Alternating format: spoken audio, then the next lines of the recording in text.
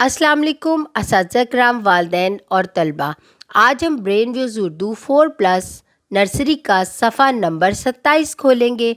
चलिए जल्दी से सफ़ा नंबर 27 खोलें। वाओ, यहाँ तो बहुत खूबसूरत खूबसूरत तस्वीर हैं। इस सफ़े को पढ़ने से पहले मैं असातिज़ा किराम और वालिदैन से मुखातिब होना चाहती हूँ। जैसा कि आप जानते हैं, सीखने की 4 महारतें होती हैं जिनको इंग्लिश में 4 स्किल्स कहा जाता है: सुनना, बोलना, पढ़ना और लिखना। इस सफ़े को पढ़ने के बाद आपके बच्चे में जो महारतें पैदा होंगी वो 3 हैं। कौन कौन सी? सुनना, बोलना और पढ़ना। और ये ब्लूम टैक्सोनॉमी का पहला दर्जा याद रखना है। चले बच्चों, अब हम इस सफ़े पर मौजूद मंजर के बारे में जानते हैं। यहाँ पर एक बच्चा सोफे पे बैठा टैब का इस्तेमाल कर रहा है और हंसता जा रहा है। में क्या नज़र आता है? जब वो हंसता है तो उसके मुंह में क्या नज़र आता है? उसके मुंह में दांत नज़र आते हैं। जल्दी से अपना मुंह खोले और एक दूसरे के मुंह में के अंदर देखें, क्या है? दांत है ना। और दांत के नाम का पहला हर्फ किस से शुरू होता है? दाल से। और इसकी आवाज़ क्या है? The the the. सब मिलकर मेरे साथ बोले, द द द, दांत। अब हम दाल का दूसरा दोस्त कौन सा है वो देखते हैं। खिड़की के बाहर आपको कुछ नज़र आ रहा है। क्या नज़र आ रहा है? दरख्त नज़र आ रहा है। और दरख्त के नाम का पहला हर्फ किससे शुरू होता है? दाल से। और दाल की आवाज़ क्या है? The the the. सब मिलकर मेरे साथ बोले, द द द, दरख्त। अब आप एक और चीज़ देखें कि बच्चा तो कमरे में बैठा हुआ है और कमरे में खिड़की के साथ दरवाज़ा खुला हुआ है। और दरवाजे के नाम का पहला हर्फ किससे शुरू होता है? दाल से। और इसकी आवाज़ क्या है? The the the. सब मिलकर मेरे साथ बोलें, द द द, दरवाज़ा। अब हम दाल का चौथा दोस्त ढूंढते हैं, कहाँ पर है? जल्दी से इस तस्वीर में देखें।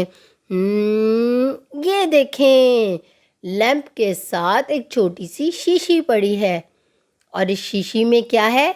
स्याही है। और जिस शीशी में स्याही होती है उसको हम क्या कहते हैं? दवात। स्याही किसके इस्तेमाल आती है? स्याही पेन में भरी जाती है, कलम में भरकर हम इससे लिखते हैं। और दवात के नाम का पहला हर्फ किससे शुरू होता है? दाल से। और दाल की आवाज़ क्या है? The the the. सब मिलके मेरे साथ बोले, द द द, दवात। बच्चों, यहाँ पर तो हर्फ दाल के 4 दोस्त थे। कौन कौन से? जल्दी से बोलें। द द, दांत। द द, दरख्त। द द, दरवाज़ा। द द, दवात। इसी तरह बच्चों, आप अपने इर्द गिर्द देखें, आपको बहुत सारी ऐसी चीज़ें नज़र आएंगी जिनके नाम का पहला हर्फ दाल से शुरू होता है।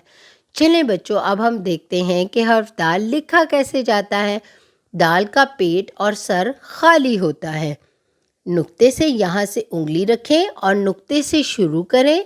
दाएं जाने मुड़ते हुए, गुलाई करते हुए बाएं तरफ आकर रुक जाएं तो क्या बन गया? दाल बन गया। और इसके ऊपर कोई नुक्ता नहीं होता है, इसका पेट और सर खाली होते हैं। आइए बच्चों, अब हम एक्सट्रीम सरगर्मी से हर्फ दाल की पहचान करें। अब आपने क्या करना है? रुई और माचिस की तीलियां लेनी है। आपने क्या करना है?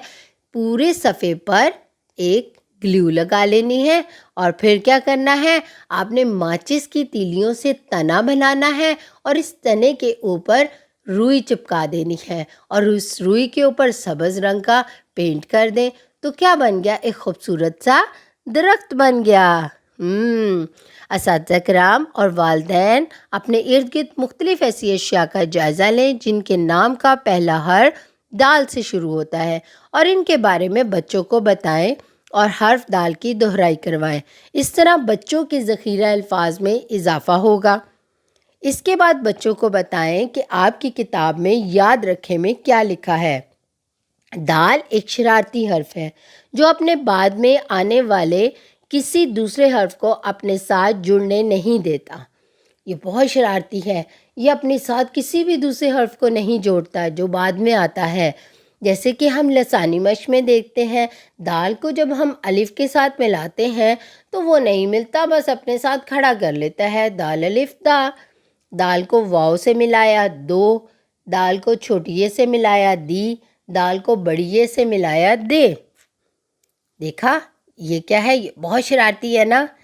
اپنا بہت سارا خیال رکھیں اور جڑے رہیں میٹا مائنڈ کے ساتھ۔